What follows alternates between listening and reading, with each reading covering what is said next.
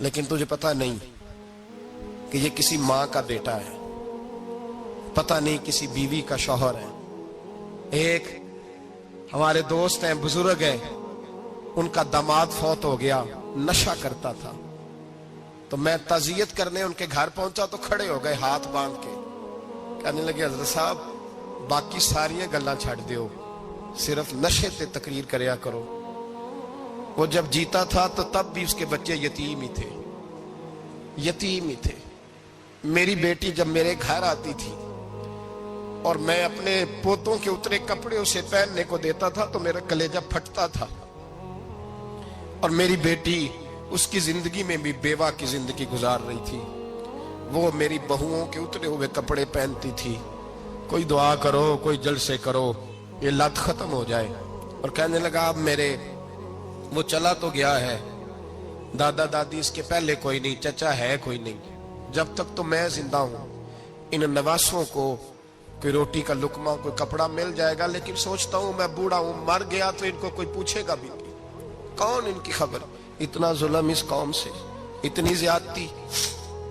और आराम से लिखकर लोग गुजर गए कि ये 70 लाख है, इनका दर्द तो समझो, तकलीफ तो समझो। 7 फुट का सोना जवान और नशे का आदी है तो किसी नाली में पड़ा हुआ है। और मैंने कहा उस कौम के साथ इससे बड़ा भयानक मजाक क्या होगा। कोई दानिशवर था बड़ा जालिम, उस जालिम से कोई मशवरा लेने आया, उसने आके कहा तू बड़ा जालिम है, बड़े कड़वे मशवरे देता है, मेरा एक दुश्मन है, मैं उससे बदला लेना चाहता हूं, मेरा दिल करता है उसका बच्चा कत्ल कर दूं ताकि वो तड़पे। तो जालिम ने कहा उसे कत्ल न कर, वो तो उसका बाप 2-4 महीने रो के चुप कर जाएगा। फिर मैं सख्त सजा देना चाहता हूं, मशवरा दे। तो उसने कहा उसके बच्चे को नशे पे लगा दे। जिसका बच्चा नशा करेगा वो बाप रोज मरेगा, रोज जिएगा, वो मां रोज मरे जिएगी, नशे पे लगा दे। इस कौम के साथ सबसे बड़ा जुल्म ये हुआ कि मिल्लत का जवान नशे पे लग गया, ड्रग्स पे लग गया। इतने तबाह हालात हुए कि जवान चढ़ती जवानियां, अम्मा ने किताब दे के भेजा था और कॉलेज से वापस आए तो नशे के टीके हाथों में पकड़े हुए, टीके। और आपके इस मुल्क के इस्लामाबाद में एक दिन मीडिया ने वो खबर भी वायरल की और वो चीज भी दिखाई लोगों को। 3 महीने का बच्चा लेके नशई सड़क पे आ गया। उसने कहा मेरा नशा खत्म हो गया, मेरा बच्चा खरीद लो, 2 पुड़ियां दे दो। तो वहां बीबियां जो सुन रही थी वो भी चीखे मार के रो रही थी। ये जुल्म किया इस कौम के साथ।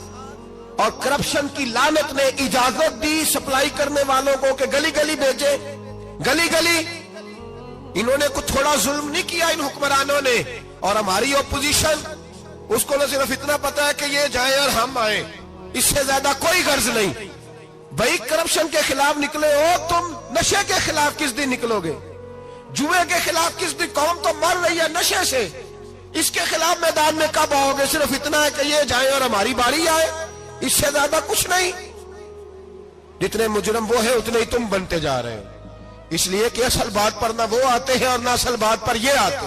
भाइयों, मेरे नबी पाक सल्लल्लाहु ताला अलैहि वसल्लम। और एक और तमाशा है,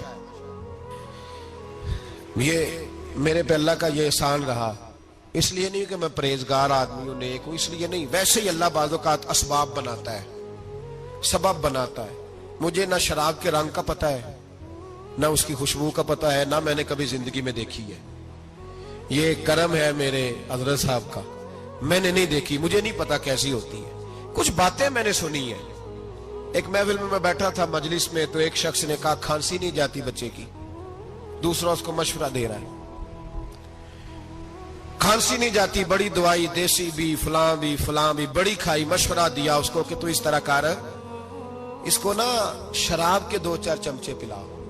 कहते हैं जी इसको ना ये पिलाओ तो सही हो जाएगी। तो मैंने पलट के उसकी तरफ देखा, मैंने कहा कोई अकल कर, क्या मशवरा कर? मौलाना मेरा तजर्बा है। मैंने कहा तेरा तजर्बा अफजल है या रसूलुल्लाह का फरमान ज्यादा अफजल है? तेरा तजर्बा अफजल है। हजरत उम्मे सलमा रदी अल्लाह तआला अन्हा कहती है मैंने अर्ज की या रसूल अल्लाह सल्लल्लाहु अलैहि वसल्लम मेरी बच्ची बड़ी बीमार है, तो मुझे किसी ने कहा है ये थोड़ी सी नशे वाली चीज है, ये बना के तैयार करके दो, सही हो जाएगी। बीमार है बच्ची तो ये नशे वाली चीज है, इसको तैयार करके दो, थोड़ा नशा है।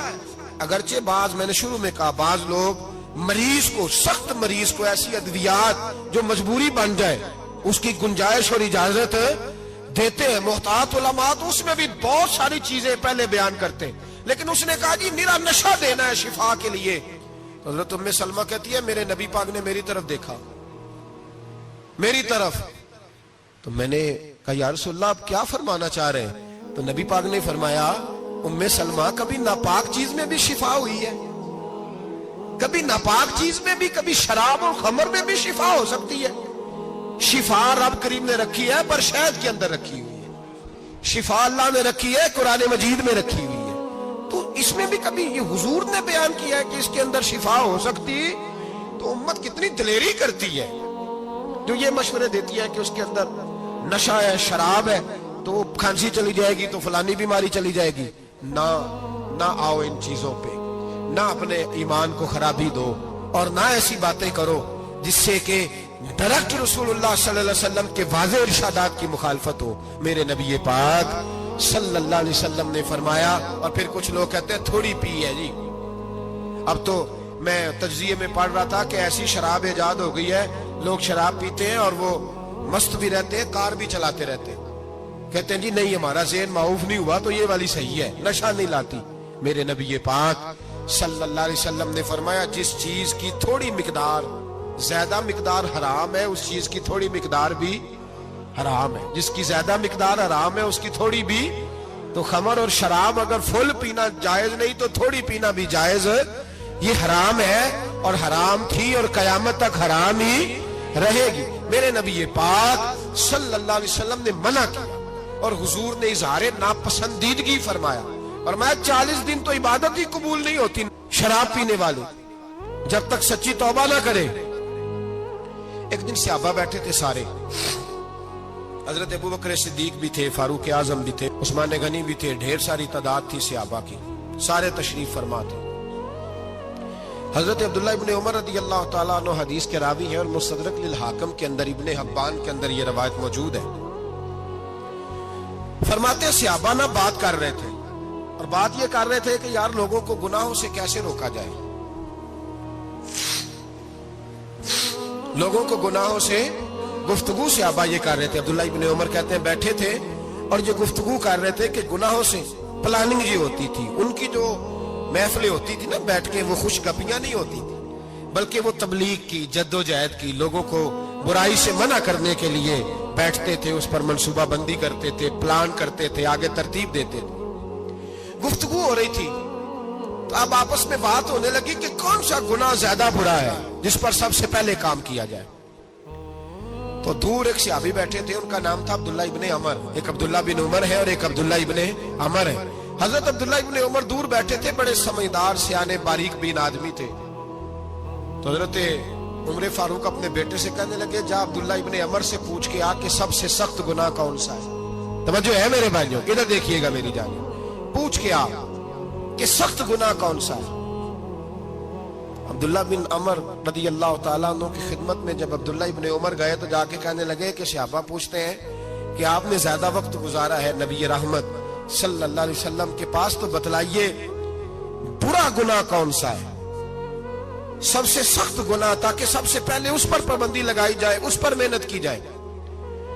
تو حضرت عبداللہ ابن عمر کہنے لگے صحابہ کو جا کے بتا دو کہ سب سے برا گناہ شراب پینا ہے، سب سے برا گناہ، اور یہ ام الخبائث ہے، برائیوں کی جڑ ہے، گناہوں کی ماں ہے، یہ بنیاد ہے، باقی گناہ اسی سے شروع ہوتے ہیں. کہتے ہیں میں نے آ کے بتایا تو حضرت ابو بکر صدیق رضی اللہ تعالیٰ عنہ سیدنا فاروق اعظم کہنے لگے خود جاتے ہیں، ان کے پاس خود جاتے ہیں، چونکہ ہم نے بات سننی ہے ہم خود جاتے ہیں اور ان سے جا کر کے سوال کرتے ہیں کہ اگر آپ کو اس تفصیل کا پتہ ہے نا تو اس کے پیچھے بھی کوئی تفصیل ہوگی جو میرے نبی پاک نے بیان کی ہوگی صلی اللہ تعالی علیہ وسلم. اس تفصیل کا بھی آپ کو پتہ ہوگا جو نبی پاک نے بیان کی ہوگی، اس بات کے پیچھے جو بیک گراؤنڈ ہے، جو پس منظر ہے. فرماتے ہیں کہ ہم اٹھے، عبداللہ ابن عمر کے پاس گئے، ان سے جا کے پوچھا کہ جناب آپ نے یہ تو فرمایا ہے شراب ام الخبائث ہے، تو اس کے پیچھے پس منظر کیا ہے؟ تو عبداللہ ابن عمر کہنے لگے یہ میں نے اپنے پاس سے نہیں کہا، یہ میں نے نبی پاک سے سنا ہوا ہے. حضور سید عالم صلی اللہ علیہ وسلم بیٹھے تھے تو حضور نے فرمایا شراب یہ نشہ یہ برائیوں کی ماں ہے. اور پھر حضور نے ایک مثال بیان فرمائی. نبی رحمت علیہ السلام نے فرمایا بنی اسرائیل کا ایک واقعہ ہے. ایک خوبصورت جوان تھا, ایک عورت کا دل آ گیا اس پر. یہ یاد رکھ لیں, ہم لڑکوں کو منع کرتے رہتے ہیں لیکن ہمیں گھر کی بچیوں پر بھی توجہ دینی ہوگی, ہمیں ان کے فون پر بھی نگرانی کرنی ہوگی, ہمیں وہاں بھی غور کرنا ہوگا. اس لیے کہ اگر کوئی بچی گنجائش نہ دے تو میرا خیال ہے کہ لڑکا جرت کرنے کی طاقت نہیں رکھتا. تو وہاں بھی ان کی اماں سے کہے کہ پابندی لگائے, بچی کسی کا موبائل لے کر کے کہیں اس کو استعمال تو نہیں کر رہی, اس پودے پر بھی توجہ دے, درخت بننے سے پہلے اس کی بھی نگرانی کریں, یہ بھی بڑا ضروری کام ہے. عورت کا دل آ گیا تو نبی پاک علیہ الصلوۃ والسلام فرماتے اس نے کوئی بہانہ لگایا, کسی کو کہا کہ اس نوجوان کو بلا کے لاؤ, اس کو کہو کہ ہم نے کوئی گواہی لینی ہے تجھ سے. وہ نوجوان آیا, ایک کمرے میں داخل ہوا تو اگلے کمرے میں لے گئے, وہاں داخل ہوا تو اس سے اگلے کمرے میں لے گئی, وہ داخل ہوا تو اسی طرح 7 مکفل کمروں میں لے گئی.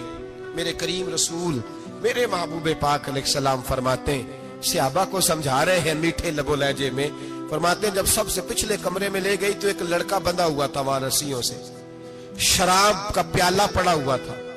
اور بی بی کہنے لگی کوئی گواہی شواہی نہیں لینی, تجھے اس لیے بلایا ہے کہ تیرے اوپر دل آ گیا ہے, اب میرے ساتھ منہ کالا کر. تو وہ جوان کہنے لگا نہیں, میں نے اپنے نفس کو پاک رکھا ہوا ہے, میری نظر بھی پاک ہے, دل بھی پاک ہے, اور اس کی برکت یہ ہے کہ رب نے میری روح کو بھی پاک رکھا ہوا ہے, تو میں یہ حرکت نہیں کر سکتا. پاک لوگ پلید کاموں کی جانب توجہ نہیں کرتے, میں یہ حرکت نہیں کر سکتا. اقبال نے اپنے بیٹے کو دعا دی تھی, اس نے کہا تھا حیا باقی نہیں ہے زمانے کی آنکھ میں, خدا کرے کہ رہے تیری جوانی بے داغ, خدا کرے کہ رہے تیری جوانی بے داغ. کہا میرے ساتھ منہ کالا کر, اس نے کہا میں نہیں کرتا. کہنے لگی چل پھر اس کو قتل کر, اس کو میں نے باندھا ہوا. اس نے کہا میں قتل کیوں کروں, میری کیا دشمنی ہے. کہا پھر شراب پیو, کہا میں شراب بھی نہیں پیتا. تو کہنے لگی اب تو میں نے تجھے اپنے چنگل میں پھانس لیا ہے, اب تو یہاں سے بچ کے جا نہیں سکتا, اور اگر تو باہر جائے گا تو میں شور کروں گی, لوگ جمع کروں گی, اس نے میری عزت آبرو پہ ہاتھ ڈالا ہے, تو بچ تو نہیں سکتا, ایک کام تو کرنا پڑے گا. محبوب فرماتے اس نوجوان نے سوچا کہ زنا بھی بہت بڑا جرم ہے, قتل بھی بہت بڑا گناہ ہے, چلو اب مجبوری ہے تو شراب پی لیتا ہوں.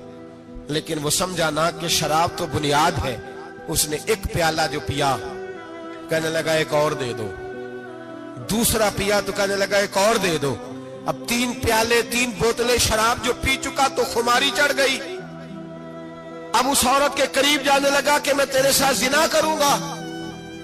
اس نے کہا جب تک میں قریب نہیں آنے دوں گی جب تک تو اسے قتل نہ کرے. اس نے اسے قتل بھی کیا, زنا بھی کیا.